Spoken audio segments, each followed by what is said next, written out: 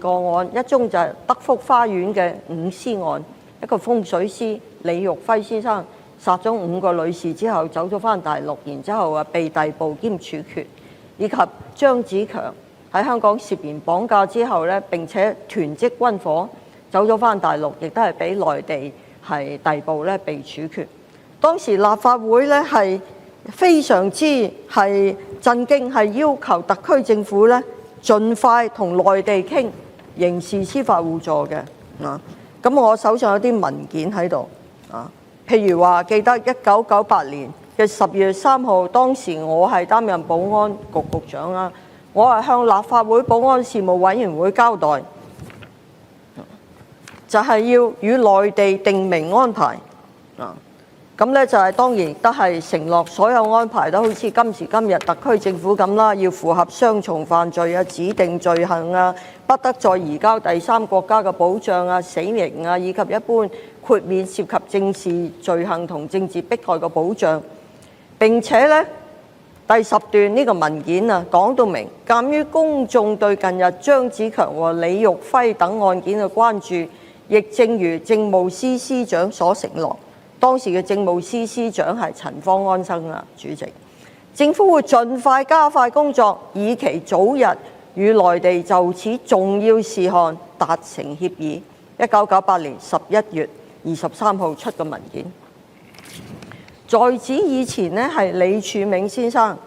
已經喺1998年12月9號動議一個議案。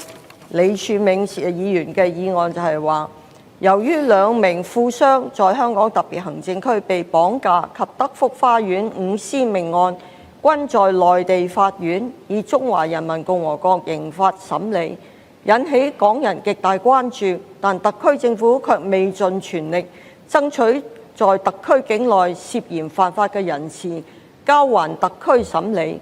以看基本法賦予特區嘅司法管轄權。對此，本會深表遺憾。同時，聽住呢句本會促請特區政府以國際社會公認嘅原則為基礎，盡快就中港兩地移交疑犯嘅安排與中央政府進行商討及達成協議，恢復港人對特區司法管轄權嘅信心，係嘛？呢個議案應該係獲通過嘅。所以咧，我真係要問下尹兆堅議員啦，邊個玩四川變面啊？李柱銘去美國有冇話俾美國人知佢係第一個提出嚟啊？不斷敦促我哋同內地達成協議啊！我就堂堂正正、光明正大去北京多次開會嚟傾移交逃犯同埋刑事司法互助嘅協議，每次翻嚟都係光明磊落向本會嚟匯報。點解呢啲全部失憶㗎？邊個玩變面先？邊個欺騙市民啊？向市民拍片。話點樣去肉隨砧板上啊？隨時好似動物咁移返大陸啊！所有嘅案例都係證明咧，移交逃犯咧係要經過法庭冗長嘅複雜嘅程序。最近新西蘭嘅高等法院否決中國嘅一個移交一個韓裔嘅新西蘭公民涉嫌喺上海謀殺一個性工作者嘅請求。呢個案件係2011拖到而家。最近蘇格蘭嘅法庭亦都拒絕咗台灣嘅一個引渡嘅要求，引渡一個英國人喺台灣醉駕係撞死一個派報紙嘅人士。由此可見，所有最終嘅決定都係法庭，唔係行政長官一個人決定嘅。又講乜嘢話法官有壓力啊？法官受夠高深嘅教育，咁良好嘅司法嘅訓練，亦都係我哋納稅人俾佢相當唔錯嘅報酬，佢要有承擔責任㗎嘛。我哋每個人都有壓力㗎啦。法官承擔責任，幫助香港人解決一啲法律問題，佢應有嘅天職㗎。有咩問題啊？所以主席，我真係覺得喺呢個機會要同市民講清講楚，咩人係不斷向市民講大話，誤導佢哋，將呢條應該做嘅法例咧抹黑成一條送中嘅惡法。又睇下國際社會點講呢？主席，國際社會呢個 Financial Action Task Force 就係呢個 G20 集團嘅財務行動小組咧，素來都係批評香港冇與內地刑事司法互助同埋移交安排嘅。過往直頭話呢個係 significant deficit， 即係一個重大嘅缺陷。近來咧，可能因為和應香港反對呢個條例嘅聲音啦，就改咗做一個 legal shortcoming， 係一個法律嘅缺陷。但我哋仍然係需要完善呢啲法律嘅，所以政府唔撤回係啱嘅。嗰啲叫行政會議成員辭職嘅人呢，全部都係不公平嘅指責。呢條條例完全冇錯㗎，只不過大家都同意政府喺解釋呢個條例、宣傳解釋同埋向市民反駁種種謊言嘅時候呢，個功夫係做得嚴重不足啫嘛。又講到撤回，我哋睇下當年呢係政府處理23條嗰陣時候係用咩語言呢？2003年7月7日，當時嘅行政長官董建華先生發表聲明，我哋召開咗行政會議特別會議，經過詳細商討後，基於自由黨嘅立場，自由黨嘅立場唔係因為幾多10萬人上街，我哋決定將條例草案押後恢復二讀，並在未來一段時間加強向市民解釋修訂案內容。其實個方針同現時嘅政府係無異㗎，係將佢押後並且加強解釋，冇話撤回㗎。又睇下後來接替我嘅保安局長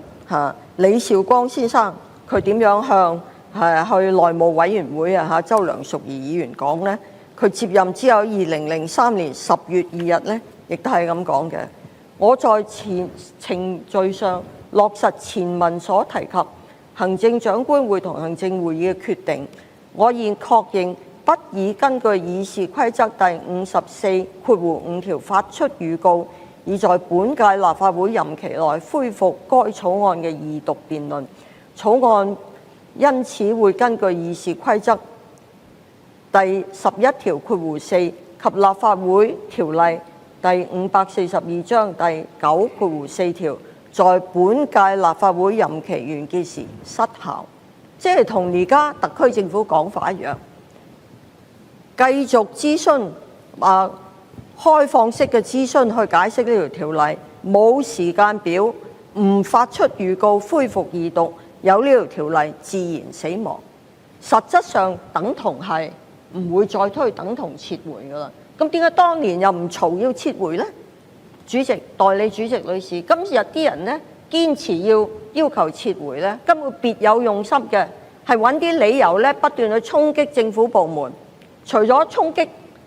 早幾日衝擊咗警總，琴晚又衝擊警總之外呢，眾所周知無端端走去衝擊入境事務大樓同埋稅務大樓。今日有百幾人呢，而家係衝擊緊律政大樓。佢哋嘅目的同呢個條例有關咩？其實只不過用撤回做一個藉口，就不斷擾亂香港嘅秩序，甚至令到喺香港喺國際呢係失色，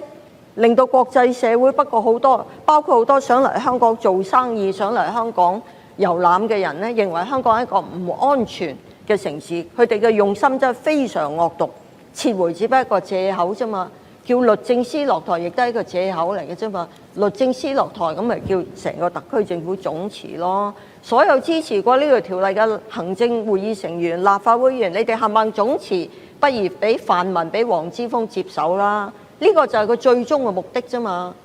所以主席，我一定要趁呢個機會咧，喺呢個休會辯論咧，向市民講清講楚呢啲背後嘅陰謀。當然啦，我要講下，我要強烈譴責